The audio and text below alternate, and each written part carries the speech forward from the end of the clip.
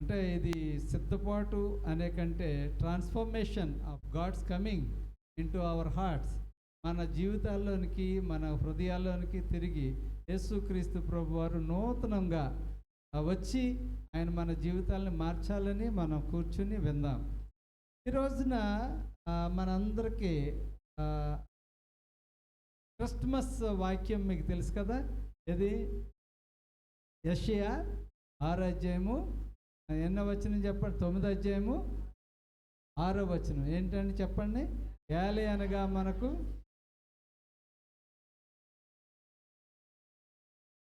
సరిగా రావట్లేదంటే మళ్ళీ తిరిగి అందుకనే క్రిస్మస్ వచ్చిందేమో, ఈలోగా కంఠస్థం వచ్చేస్తుందనేమో. ఏలి అనగా మనకు శిశువు పుట్టెను, మనకు కుమారుడు అనుగ్రహింపబడెను, ఆయన భుజం మీద రాజ్యభారముండును, ఆశ్చర్యకరుడు, ఆలోచనకర్త. సౌండ్ సరిగా లేదు, ఒక్క నిమిషం. అంటే అది 8లో పెట్టు బాబు, 8లో పెట్టు. ఓకే.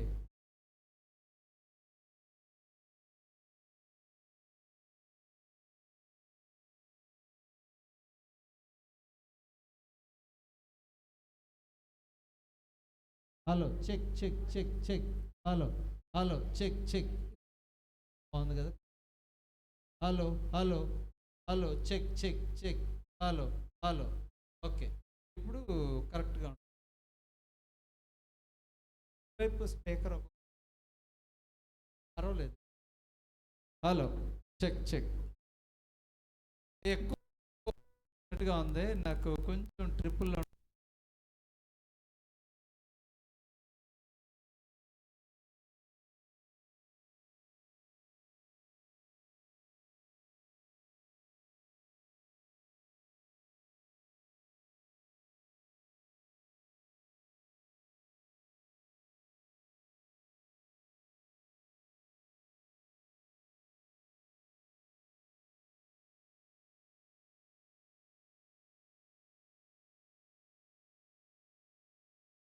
ఈ అడ్వెంట్ క్రిస్మస్ లేకపోతే ఈ క్రిస్మస్ నెలంతా జరుగుతుంది కాబట్టి మనం ముందుగా దాని మీద మనం ధ్యానం చేద్దాం.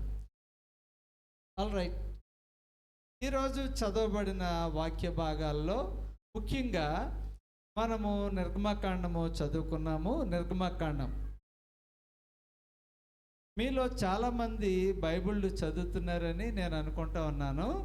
బైబిల్ అందరూ చదవాలి, స్టోరీస్ అందరికీ తెలియాలి, బైబిల్ స్టోరీస్. ఎందుకంటే బైబిల్ జీవం కలిగిన పుస్తకం, మన జీవితాన్ని మారుస్తున్న పుస్తకం, మనతో మాట్లాడుతున్న పుస్తకం. చాలామంది నవల్స్ చదివినట్టుగా బైబిల్ చదువుతున్నారనుకోండి, దానిలో వారికి ఏమీ వాల్యూ తెలీదు.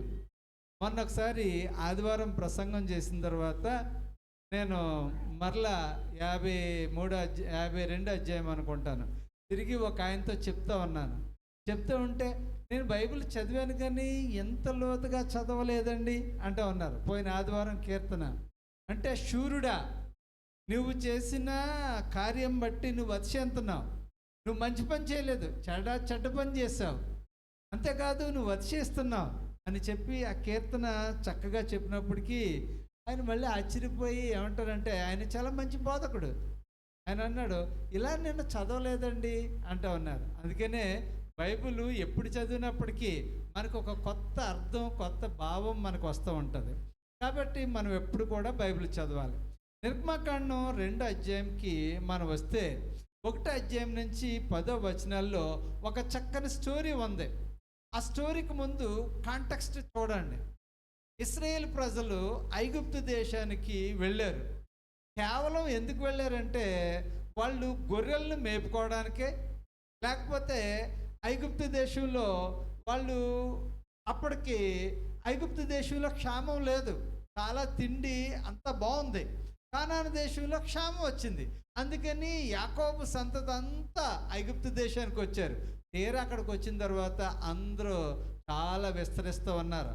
ఒక్కొక్కరికి ఆ రోజుల్లో మరి ఆపరేషన్లో సరిగా లేవేమో, సిజేరియన్ గట్రా లేదేమో, ఎంతమందిని కావాలో అంతమందిని అంటూనే ఉన్నారు. సరే, విస్తరించిపోతున్నారు. ఆ దేశ ప్రజల కంటే వీళ్ళే ఎక్కువైపోయారు. అప్పుడు వాళ్ళకి ఒక డౌట్ వచ్చింది, ఇలాగ వీళ్ళు కానీ విస్తరించారంటే మనము ఏమైపోతాము?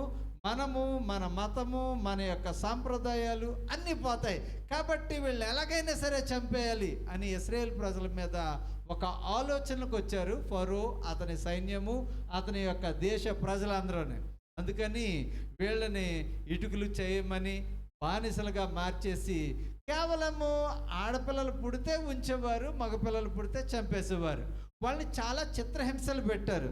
ఒకవేళ చిత్రహింసల కోసం మీకు తెలియాలన్నా, ఎలాగ చిత్రహింసలు పెట్టుంటారు అనేది తెలుసుకోవాలన్నా, ఈజిప్షియన్స్ పెర్సిక్యూషన్స్ లేకపోతే ఈజిప్షియన్స్ తర్వాత ఏ విధంగా ప్రజలను ఇబ్బంది పెట్టారు అనేది యూట్యూబ్లో కొట్టండి, చాలా వీడియోలు వస్తాయి.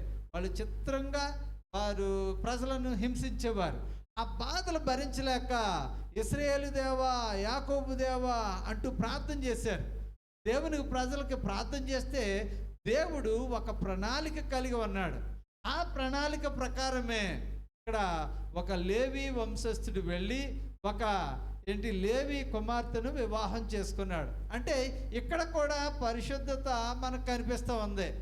ఈ రాజుల్లో ఇంటర్ కాస్ట్ అని లేకపోతే అదని ఇదని చేసుకుంటూ ఉన్నారు, కానీ ఇక్కడ లేవి వంశస్థుడు లేవి కుమార్తెను వివాహం చేసుకున్నాడు.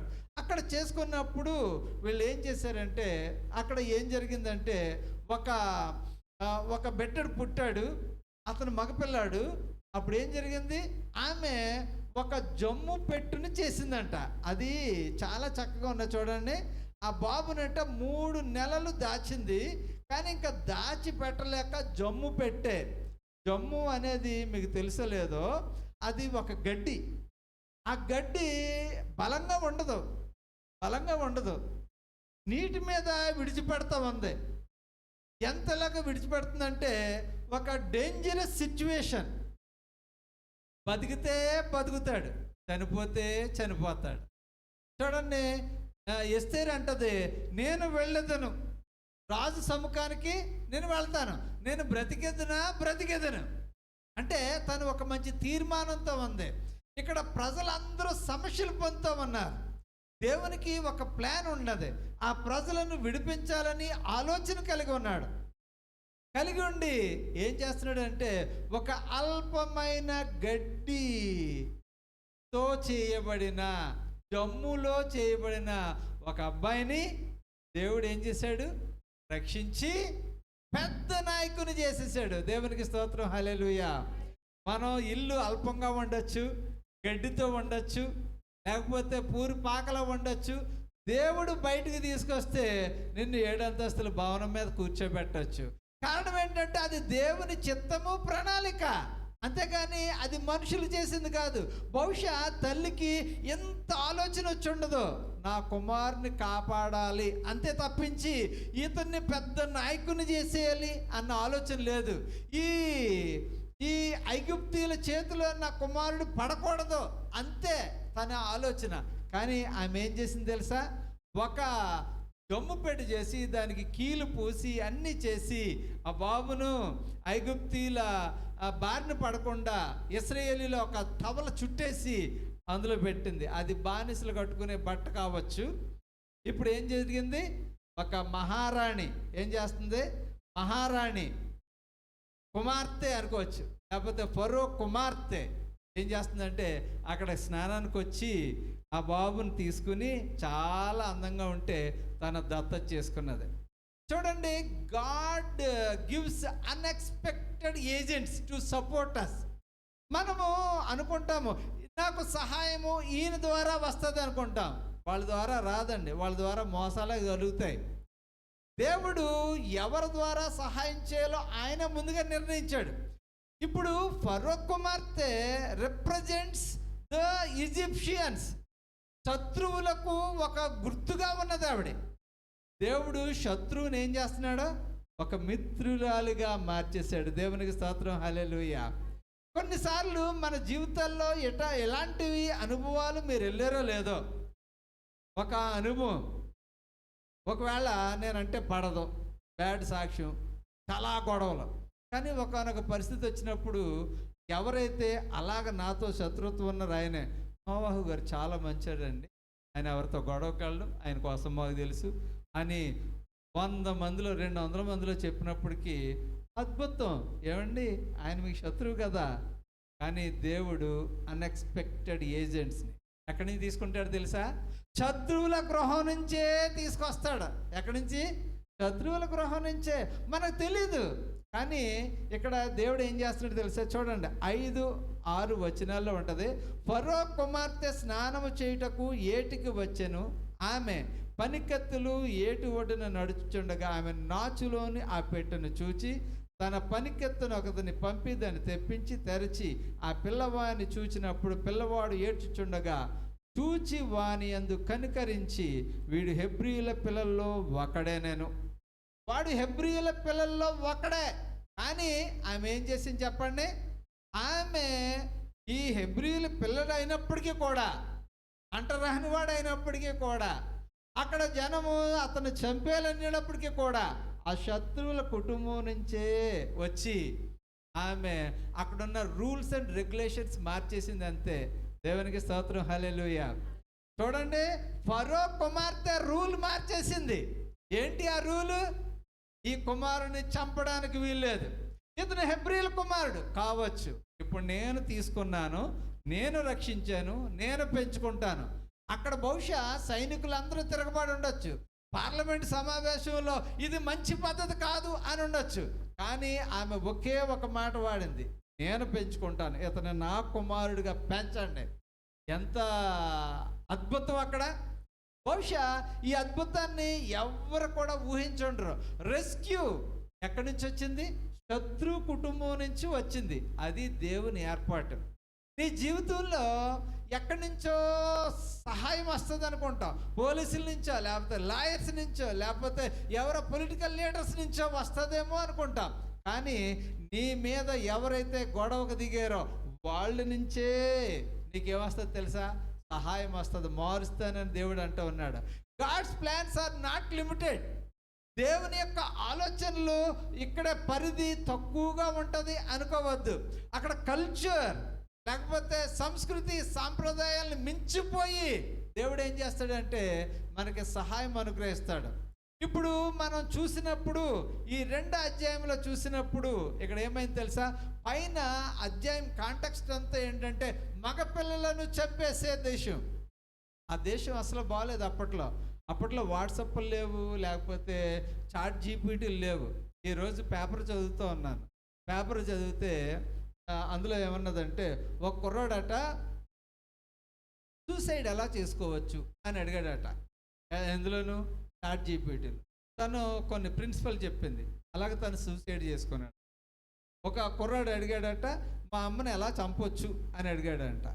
అప్పుడు తల్లిని ఎలా చంపాలా అన్నది అది ఇచ్చిందండి. ఈ మధ్యకాలంలో యూత్ అంతా చాట్ జీపీటీకి అలవాటు పడిపోతూ ఉన్నారు.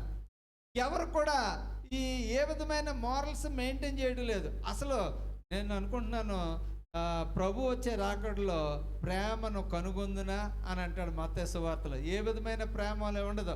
అక్రమము విస్తరించుట చేత అనేకులలో ప్రేమ చల్లారును అని యేసుక్రీస్తు ప్రభు వారు మత్తయి సువార్తలో చెప్తూ ఉన్నారు. అక్రమము విస్తరించుట చేత. తమ్ముడే ప్యాకెట్ అంటారు కదా, అలాంటిది ఇప్పుడు చాలా బాగా అప్లై చేస్తూ ఉన్నారు. ఈవెన్ బాగా క్లోజ్ ఫ్రెండ్సే ఒకవేళ బిజినెస్ చేయాలనుకోండి, వెంటనే అక్కడికక్కడ మార్చేస్తూ ఉన్నారు. అంతే. ఎంత చాలా మోసం చేసేస్తూ ఉన్నారు. మనము కూడా మోసపోయే ఒక సామ్రాజ్యంలో ఉన్నాం. లేదంటే ఇదిగో ఈ జాతి ప్రజలు ఉండకూడదు, వీరు ఎదిగిపోతున్నారు అనుకునే ప్రపంచంలో ఉండవచ్చు. ఏదేమైనా సరే నీవు దేవుని సన్నిధిలో ప్రార్థన చేస్తే దేవుడు ఒక మార్గాన్ని తెరుస్తాడు. ఆయన దీనులను ఆదరించే దేవుడు. ఆయన ఏంటంటే మనలను తప్పించే దేవుడు. మనకి సహాయం ఎక్కడి నుంచి వస్తుంది? శత్రువుల ఇంట్లో నుంచే వస్తుంది. మరొక అద్భుతం చెప్పన, దేవుడే ఒక రీయూనియన్ ఏర్పాటు చేశాడు. రీయూనియన్ అంటే బహుశా తల్లి అనుకుని ఉంటుంది, నేను ఇంకా బాబుని చూడను అనుకుని ఉంటుంది.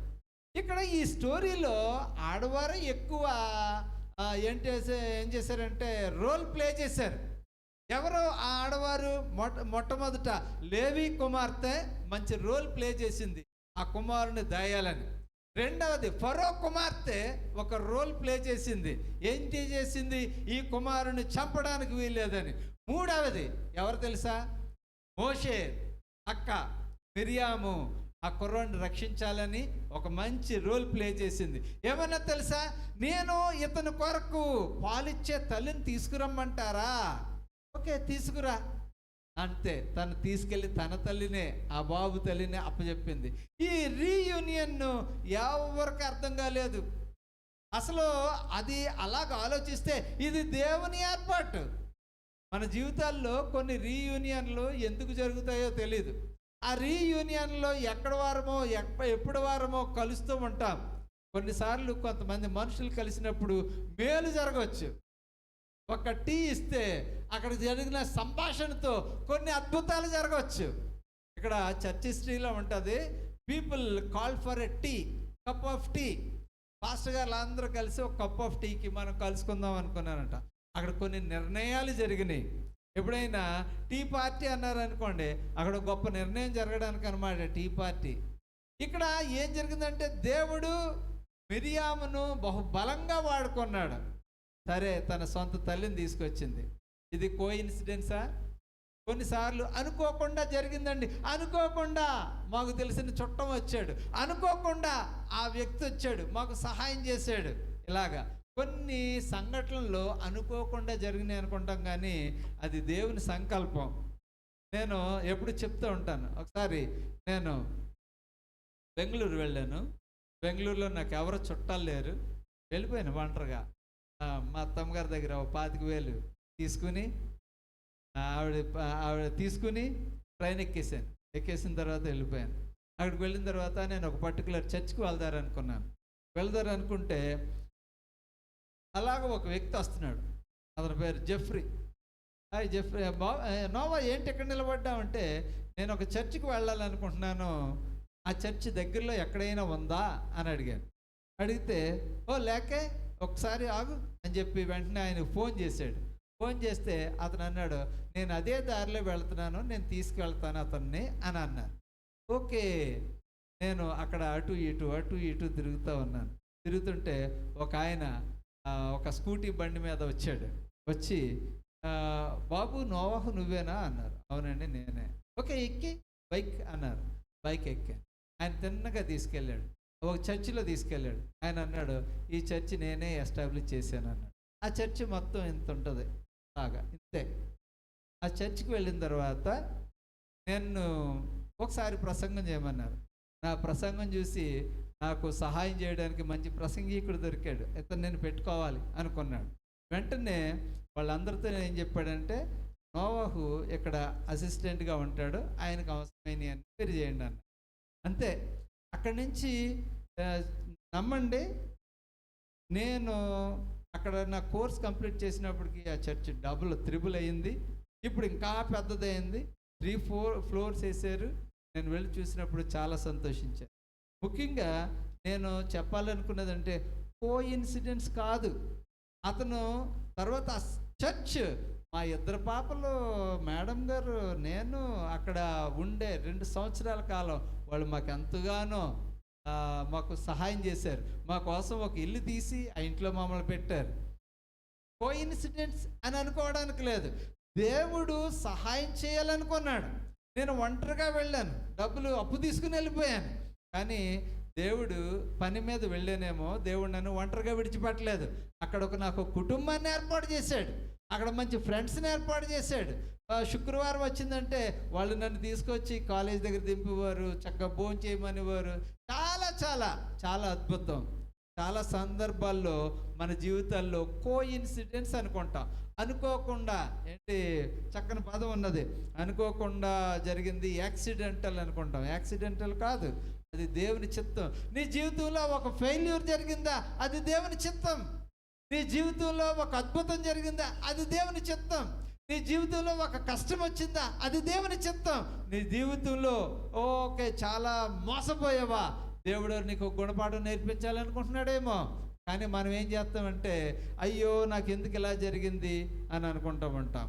నేను అలాగ ఆలోచిస్తూ ఉన్నప్పుడు ఎన్ని అద్భుతాలు నా జీవితంలో ఎలాంటివి చూశాను. ఇప్పుడు చూడండి, మోషే అతను ఎవరు చెప్పండి? హెబ్రీయుడు. కానీ ఎక్కడ ఎదుగుతూ ఉన్నాడు? ఎక్కడ పెరుగుతూ ఉన్నాడు? ఎక్కడ పెరుగుతున్నాడు? ఐగుప్తీయునిగా పెరుగుతున్నాడు. ఇతను డ్వల్ రోల్ ప్లే చేస్తున్నాడు. అతనిలో 2 లక్షణాలు ఉన్నాయి. ఒకటి, రక్తం బట్టి చూస్తే హెబ్రీయుడు, కానీ తన తిండి భోజనం ఇవన్నీ చూస్తే ఐగుప్తీయుడు. ఇప్పుడు చూడండి, ఇతనిలో ఒక టెన్షన్. ఇలా చూస్తూ ఉన్నప్పుడు మోషే యొక్క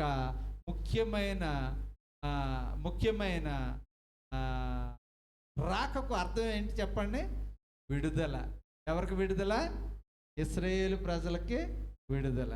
నేను ఆలోచిస్తూ ఉన్నప్పుడు యేసుక్రీస్తు జీవితంలో కూడా 5 ఆడవాళ్ళు ఏం చేశారట? మేజర్ రోల్ ప్లే చేశారట. ఎవరెవరో మీకు తెలిసినవి చెప్పండి. మరియా,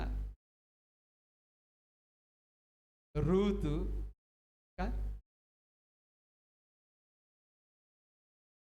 రాహేలు కాదు. మీకు ఒకసారి చూపిస్తాను చూడండి. మత్తయి సువార్త 1వ అధ్యాయం. మత్తయి సువార్త 1వ అధ్యాయం. యాక్చువల్గా హెబ్రీలు ఆడవారికి పెద్దగా వాల్యూ ఇచ్చేవారు కాదు ఆ రోజుల్లో. కానీ పరిశుద్ధాత్మని యొక్క సహాయం చేత ఒక 5 ఆడవాళ్ళ పేర్లు యేసుక్రీస్తు జీనియాలజీలో వచ్చినాయి. చూడండి, మొట్టమొదట 3వ వచనం. యూద తామారునందు పేరేసిన. ఎవరు? తామారు. మొట్టమొదట రోల్ ప్లే చేసింది ఎవరు? తామారు. నెక్స్ట్ రండి, ఎక్కడ? రాహాబునందు బోయాజును కనెను. అంటే ఇప్పుడు తామారు, నెక్స్ట్ ఎవరున్నారు? రాహాబు. 3వది ఎవరంటే రూతు. రూత్ ఎవరు చెప్పండి? మోయాబు స్త్రీ కదా. అలాగే తామారు కూడా తన కుమారుడు చనిపోతే మామ మోసం చేయకపోయాడు, కానీ ఆమె తర్వాత మామతో కలిసి లేదు, కానీ తన మాత్రం గర్భవతి అయి చక్కని కుమారుని కన్నది. తర్వాత వచ్చినప్పుడు ఊరియా భార్యగా ఉండిన ఆమె యందు దావీదు సొలొమోనును కనెను. అంటే ఇక్కడ ఈమె పేరు ఏమిటి అనేది ఇవ్వలే. చూడండి, ఊరియా భార్య అన్నాడు కానీ నేమ్లెస్ విమెన్, ఆమె పేరు ఏమిటి అనేది ఇక్కడ రాయబడలేదు. ఇలా చదువుకుంటూ వస్తే చివరిగా వచ్చినప్పుడు తల్లి అయిన మరియా. ఇంకెవరు చెప్పండి? తల్లి అయిన మరియా. వీరందరూ చాలా మేజర్ రోల్ ప్లే చేశారు యేసుక్రీస్తు ప్రభు వారు ఈ లోకంలోనికి రావడానికి. ఆయనలో కూడా 2 డ్వల్ నేచర్స్ ఉన్నాయి. 2 నేచర్లు. ఒకటి పరలోక సంబంధమైన నేచరు, 2 భూలోక సంబంధమైన నేచరు. అందుకనే ఆయన బై బర్త్ మానవునిగా జన్మించారు. ఆయన నరావతారి అని అన్నారు. ఎవరండి ఆయన? నరావతారి, నరునిగా అవతరించిన వాడు. ఎందుకంటే ఈ లోకంలో చాలామంది చాలా ఇబ్బందుల్లో ఉన్నారట. చూద్దాం, యెషయా గ్రంథము 9వ అధ్యాయం. యెషయా గ్రంథము 9వ అధ్యాయము 22వ వచనం. భూమి తట్టు తేరి చూడగా, 8వ అధ్యాయము 22వ వచనం. భూమి తట్టు తేరి చూడగా బాధలు, అంధకారము, దుస్సహమైన వేదన కలుగును. వారు గాఢాంధకారంలోనికి. చూడండి, ఇక్కడ భూమి తట్టు తేరి చూడగా ఏమన్నా హ్యాపీనెస్ ఉందా? ఈ రోజుల్లో కూడా ఏముంది? అసలు వావి వరుసలు లేకుండా ప్రజలు ప్రవర్తిస్తూ ఉన్నారు. రెండవది, అసలు ఏ విధమైన కనికరం లేకుండా ప్రజలు మోసం చేస్తూ ఉన్నారు. లక్షలు మోసం చేసేస్తున్నారు. మూడవది, అసూయ, కుళ్ళు, కుట్రలు ఊరకనే వస్తూ ఉన్నాయి. ఓ పక్కనే ప్రజల్లో విభజన, ఓ ప్రక్కన దేశంలో విభజన, ఓ ప్రక్కనే చంపేసుకోవడాలు, ఓ పక్కనే హత్యలు.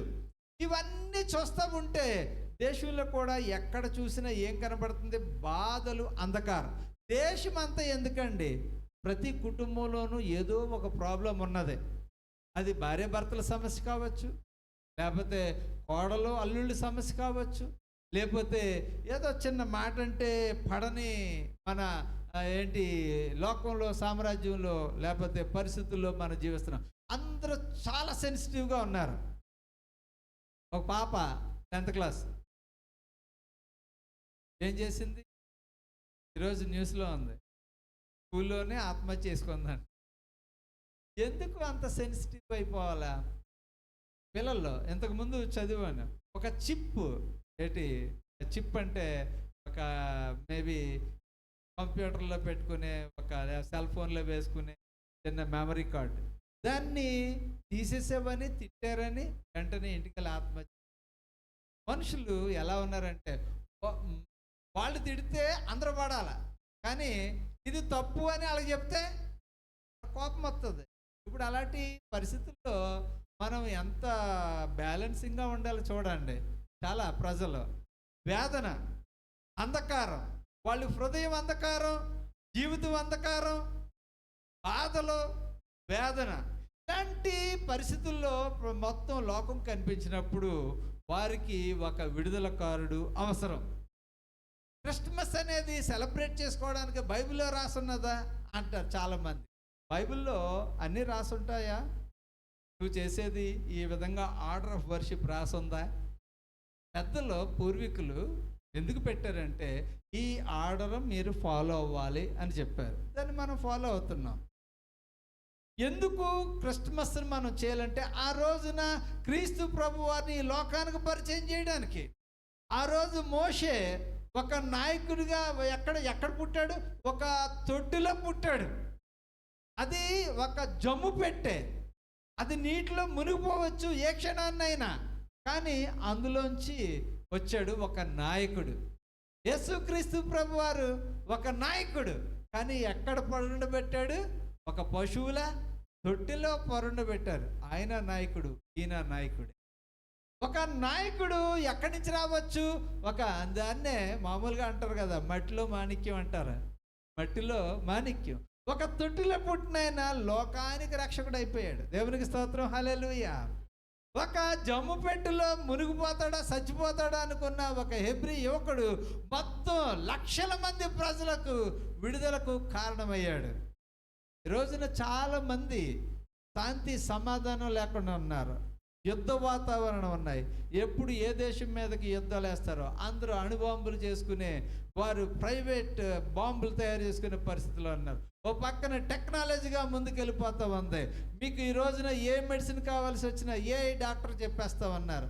ఏ సొల్యూషన్ కావాల్సి వచ్చినా చాట్ జీపీటీలు. చాలామంది ప్రశ్నలు వస్తే చాట్ జీపీటీయే అన్నీ. ఇంకా చాలామందికి ఉద్యోగాలు పోయినాయి చాట్ జీపీటీ వల్ల. నీకేమైనా నేర్చుకుంటే ఏఐ టెక్నాలజీ నేర్చుకుంటేనే నీకు భవిష్యత్తులో ఉద్యోగం, లేకపోతే నీకు ఉద్యోగం లేదు. ఇప్పుడు 1000 మంది చేసేది 100 మందితో సరిపెట్టేస్తామన్నారు. అప్పట్లో ఎప్పుడో నా చిన్నప్పుడు ఏమనేవారంటే కోతల మిషన్ వస్తుందంట, అప్పుడు కూలి వాళ్ళు పని చేయరంట, మిషన్ కోసేస్తుందంట, మనందరికీ పని పోతుంది అన్నారు. కోత మిషన్ వచ్చేసి ఎకరాలు కోసి పాడేస్తా ఉన్నారు. అప్పుడు నా చిన్నప్పుడు చెప్పేవారు కంప్యూటర్ వచ్చింది, ఇప్పుడు రాసేవాళ్ళు కాకుండా కంప్యూటర్లో చేస్తారంట, చాలామందికి ఉద్యోగాలు పోతాయంట. ఉద్యోగాలు పోయినాయి. చాలామంది ఇప్పుడు కంప్యూటర్ లేకపోతే జీవితాలే లేవు అనే విధంగా సమాజం ఉన్నది. అయితే ఈ టెక్నాలజీ పెరుగుతుంది, సంస్కృతి పెరుగుతుంది, సాంప్రదాయాలు పెరుగుతున్నాయి, అన్నీ పెరుగుతున్నాయి. మనుషుల్లో బాధలు పెరుగుతూ ఉన్నాయి, ఒంటరితనం పెరుగుతూ ఉంది, ఈ సైకలాజికల్ ప్రాబ్లమ్స్ వచ్చేస్తూ ఉన్నాయి. అందరూ కూడా ఒంటరితనం గదిలో కూర్చుని చాట్ జీపీటీ గడిపేస్తూ ఉన్నారు. దేవుని వాక్యం తెలియజేస్తుంది, ఇటువంటి వారి కోసం దేవుడు యేసుక్రీస్తు ప్రభువారు పుట్టారు అని తెలియజేయడం కోసం ఈ యొక్క క్రిస్మస్. 6వ వచనం, యాలే అనగా మనకు శిశువు పుట్టెను. దేవునికి స్తోత్రం, హల్లెలూయా. మనకు కుమారుడు అనుగ్రహించబడెను, ఆయన భుజం మీద రాజ్యభారం ఉండను. ఆశ్చర్యకరుడు, ఆలోచనకర్త, బలవంతుడైన దేవుడు, నిత్యుడగు తండ్రి, సమాధానకర్త యగు అధిపతి అని అతనికి పేరు పెట్టబడును. ఇది మొదలుకొని మితి లేకుండా దానికి వృద్ధి క్షేమము కలుగును. దేవునికి స్తోత్రం, హల్లెలూయా. ఏం కలిగితే చెప్పండి? వృద్ధి క్షేమము. యేసు క్రీస్తు ప్రభువారు మన జీవితాల్లో పుడితే మనకు వృద్ధి క్షేమం. నిజంగా నా జీవితంలో పుట్టారు, అందుకనే నా జీవితంలో వృద్ధి. ఒకప్పుడు 10th క్లాసు 6 సార్లు ఫెయిల్ అయిపోయినాను. ఈరోజు డిగ్రీలు చదివేశానంటే అది కేవలము యేసుక్రీస్తు నా జీవితంలో ఉండడం వల్ల. ఎందుకంటే నా జీవితంలో యేసుక్రీస్తు లేకపోతే నేను ఎక్కడ ఉండేవాడిను. దేవుని కృప, వృద్ధి, క్షేమము కావాలంటే నీ జీవితంలో యేసుక్రీస్తు పుట్టాల్సిందే. ఆయన పుడితే నీ జీవితంలో వృద్ధి కలుగుతుంది, క్షేమం కలుగుతుంది. క్రిస్మస్ ప్రిపరేషన్ అంటే ఏం చేస్తారు మీరు? బట్టలు కొనుక్కుంటారు, ఇంటికి సున్నాలు వేస్తారు, స్టార్ పెట్టుకుంటారు, ఇంకా పెయింట్లు వేయించుకుంటారు, కొత్త కర్టెన్లు తెచ్చుకుంటారు. ఒక స్టోరీ చెప్పి నేను ముగించాను. క్రిస్మస్ వస్తుందని ఒక ఆయన లోపలంతా ఎందుకు బయట డోర్కి ఒక కొత్త కర్టెన్ వేద్దామని వస్తూ కర్టెన్ కొనుక్కొచ్చారు. కర్టెన్ కొనుక్కొస్తే ఆ కర్టెన్ వేయడంతోనే ఇల్లంతా ఏమైంది? పోసిపోయింది, అందం రాలేదు. కారణం ఏంటంటే అది ఒకటే కొత్తగా ఉంది, మిగతా అన్నీ పాతగా కనబడుతున్నాయి. ఏమండి మీరు మంచి పని చేశారు, తీసుకొచ్చి పనిలో పని మిగతాగా కిటికీలకి కూడా తీసుకొచ్చేయండి. మిగతా కిటికీలు తీసుకొచ్చేస్తే పెయింట్లు వెలిసిపోయినాయి కదా, మళ్ళీ పెయింట్లు వేయించారు. ఏమండి పెయింట్లు వేసుకున్నాం, అన్నీ వేసుకున్నాం, మనం బట్టలు తీసుకుపోతే ఎలాగా? బట్టలు ఓకే, ఇవన్నీ బాగానే ఉన్నాయి. మంచం బాగోలేదు, ఎప్పటి నుంచో అనుకున్నాం క్రిస్మస్కి మార్చేద్దామండి మంచం. ఏదో ఒక్కటి చూపించి నేను ఆపేద్దారనుకున్నాం. మళ్ళీ మంచమా? ఫైనాన్సర్ మనకి చీటీల మీద ఇచ్చేస్తారు మంచాలు. ఓకే, మొత్తానికి ఫైనల్గా వాళ్ళు ఏం చేశారు? క్రిస్మస్ పేరు చెప్పి అప్పులు అయిపోయారు. క్రిస్మస్ ప్రిపరేషన్ అంటే అప్పులు అయిపోవాలని కాదు, బాగా ఏంటిది ఖర్చు చేసుకోవాలని కాదు. క్రిస్మస్ అంటే క్రీస్తుని పోలిన జీవితం కలిగి ఉండాలని, క్రీస్తును కలిగిన జీవితం కలిగి ఉండాలని. మన యాక్షన్స్లో, మన మాటల్లో. నేను చెప్పాను కదా, ఈ రోజున చాలామందికి హోప్ లేదు, నిరీక్షణ లేదు. మన కోసం ఒక విడుదలకారుడు వస్తాడు అనే నిరీక్షణ లేదు. ఎంత నిరీక్షణ! మా అమ్మగారికి ఎంత నిరీక్షణ! 10 మంది పిల్లల్లో నోవాహు నువ్వు మాత్రమే వాళ్ళందరికీ పెళ్ళిళ్ళు చేస్తావు. ఎంత నిరీక్షణ! అమ్మ నా మీద అలాంటి భారం పెట్టుకో, మీ ఇంట్లో పెద్ద కొడుకుగా నేను పుట్టకూడదు అనేవాడిని. లేదు, నువ్వే చేస్తావు. ఎందుకంటే ఆ నిరీక్షణ మాకు ఉంది. తల్లిదండ్రులుగా వాళ్ళు ఎంతో నిరీక్షించాడు. దేవుడు ఎప్పుడు వాళ్ళ నిరీక్షణని ఏంటంటే వమ్ము చేయలేదు, వాళ్ళ నమ్మని వమ్ము చేయలేదు. వాళ్ళు కోరుకున్నట్టుగానే దేవుడు అన్నీ నా ద్వారా చేయించాడు. ఈ రోజున నీవు ఒక నిరీక్షణ కలిగి ఉండు. ఏ నిరీక్షణ? నీ కుమారుని కోసం నిరీక్షణ, కుమార్తె కోసం నిరీక్షణ, మనవడి కోసం, మనవరాల కోసం, నీ బిడ్డల కోసం ఒక నిరీక్షణ. నిరీక్షణ కోల్పోకూడదు. ఇక్కడ చెప్తున్నాడు, ఇక్కడ ఐగుప్తు దేశంలో ఇశ్రాయేలు ప్రజలందరూ కూడా ఏడుస్తూ ఉన్నప్పుడు ఒకే ఒక స్త్రీ నిరీక్షణ కోల్పోకుండా తన కుమారుని భద్రంగా దాచి 3 నెలలు తన్ని వదిలిపెట్టింది. కానీ నీటిలో కానీ తను కూడా పక్కన పంపించి చూచింది. మరి ఆ కుమారుడు ఆ తల్లి కోరిక మేరకు పెద్ద నాయకుడయ్యాడు. ఈ రోజున నీవు నిరీక్షణ ఉంచినట్లయితే నీ జీవితంలో కోరుకున్నది జరుగుతుంది. దేవునికి స్తోత్రం, హల్లెలూయా. ఆ నిరీక్షణతోనే ఈ సంవత్సరం అంతా మరి క్రిస్మస్లోను, ప్రార్థనలోను, రానున్న నూతన సంవత్సరంలోను ధైర్యం కలిగి ఉందాం. బిడ్డల కోసం నిరీక్షణ, వారి జీవితాలు మారుతాయని నిరీక్షణ, మంచి వివాహాలు జరుగుతాయని నిరీక్షణ, వారి బిడ్డలు దీవించబడతారని నిరీక్షణ, మన అప్పులన్నీ పోతాయని ఒక నిరీక్షణ, మన కొత్త ఇల్లు కట్టుకుంటామని నిరీక్షణ. మరి మీరు ఏ ఏ సమస్యల్లో ఉన్నారో నాకు తెలియదు, కానీ అవన్నీ మీకు జరగాలంటే నిరీక్షణ, మీరు నిరీక్షించే నిరీక్షణకారుడు నీ కొడుకో కూతురో కంటే యేసయ్యను నీ జీవితంలో అంగీకరించినట్లయితే అక్కడ మితిలేని అభివృద్ధి, క్షేమము. దేవుడికి స్తోత్రం, హల్లెలూయా. అలాంటి క్షేమము, అభివృద్ధి ఈ సంవత్సరం అంతా దేవుడు మీకు మండుగా అనుగ్రహించును గాక. ప్రార్థన చేసుకోండి. పరిశుద్ధుడైన తండ్రి, నీకు వందనాలు, స్తుతులు, స్తోత్రాలు చెల్లిస్తూ ఉన్నాం. నీవు గొప్ప దేవుడవు, పరిశుద్ధుడవు. నీ యొక్క ప్రణాళిక అద్భుతము తండ్రి. మేము కోఇన్సిడెన్స్ అనుకుంటూ ఉంటాం, అది అనుకోకుండా జరిగింది అనుకుంటున్నాం. కానీ ప్రభువా, మీరు మాట్లాడుతూ ఉన్నారు, అది నీ ప్లాన్ అని మాకు తర్వాత అర్థమవుతుంది. తండ్రి, మా జీవితాల్లో మీరు ఎన్నో కార్యాలు చేశారు. ఈ దినాన తిరిగి యేసుక్రీస్తు ప్రభువారు మా కుటుంబ జీవితంలో, నా వ్యక్తిగత జీవితంలో, సంఘ జీవితంలో, తండ్రి నా బిడ్డల జీవితంలో, ఇక్కడ కూర్చున్న వారందరి జీవితంలో పుట్టాలని కోరుకుంటూ ఉన్నాం. రెన్యూ చేయండి, వారి జీవితాల్ని నూతనపరచండి ప్రభువా.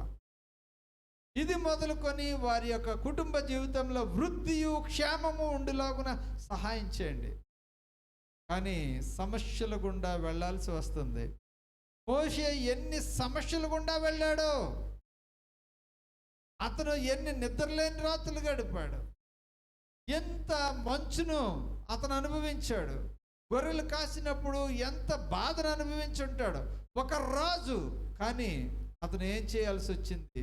గొర్రెలు కాయాల్సి వచ్చింది. కొన్నిసార్లు ప్రభా అలాంటి అనుభవాల్లోనికి వెళుతూ ఉంటాం, ఎన్నో సమస్యలు, కష్టాలు. కానీ ప్రభా, నీ చిత్తము సిద్ధించునుగాక, నీ చిత్తము మా జీవితాల్లో నెరవేరునుగాక. నీ యందు మాకున్న నిరీక్షణ గొప్పది ప్రభువా. మా నిరీక్షణను బట్టి మమ్మలను దీవించండి, మా కుమార్తెలను దీవించండి, కుమారులను దీవించండి, మా సంఘాన్ని దీవించండి, బిడ్డలను దీవించండి. నీ గుణ లక్షణాలను మేము కలిగి ఉండడానికి సహాయం చేయమని యేసుక్రీస్తు నామమును బట్టి అడుగుచున్నాము తండ్రి. ఆమెలో మరి